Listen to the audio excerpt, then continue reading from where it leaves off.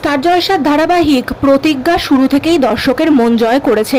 গল্পের শুরুতে দেখানো হয়েছিল ছুটি ও তার মা এক দুর্ঘটনায় হারিয়ে যায়। মায়ের থেকে আলাদা হয়ে যায় ছোট্ট ছুটি, তাই অনাথ আশ্রমেই তার বেড়ে ওঠা। এদিকে ছুটির মা এখনও নিখোঁজ, সে জীবিত না মৃত তা এখনো পর্যন্ত জানে না তার বাড়ির লোক। এবার গল্পে আসছে এক নতুন টুইস্ট। গল্পের নতুন মোড়ে দেখা যাবে ফিরে আসবে বিপাশা অর্থাৎ ছুটির মা। এই চরিত্রে দর্শক দেখছেন অভিনেত্রী অমৃতা মুখার্জিকে।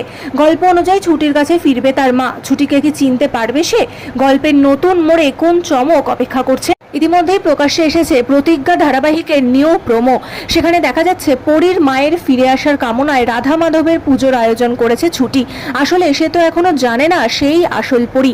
পুজোর দিনই ঝুমকি ছুটিকে বিপদে ফেলার চেষ্টা করে। সে পুজোর কাজ বানচাল করে দিতে চায়, তাই ছুটিকে ধাক্কা মেরে প্রসাদের থালা ফেলে দেয়। বিপদের আঁচ পায় ছুটি। সে ভাবে ভগবানের পুজোয় বাধা এলো, তাহলে কি পরীর মা আর ফিরবে না? এর মধ্যেই দেখা যায় বিপাশা বাড়ির ভেতর ঢুকছে, কিন্তু তাকে দেখে চেনাই দেয়। ছেঁড়া শাড়ি, হাতে পায়ে ধুলো মাখা, রুক্ষ মুখ। এত বছর কোথায় ছিল সে? ছুটি কি নিজের মাকে চিনতে পারবে? কি হতে চলেছে প্রতিজ্ঞার আগামী পর্বে? উত্তরের অপেক্ষায় দর্শক মহল।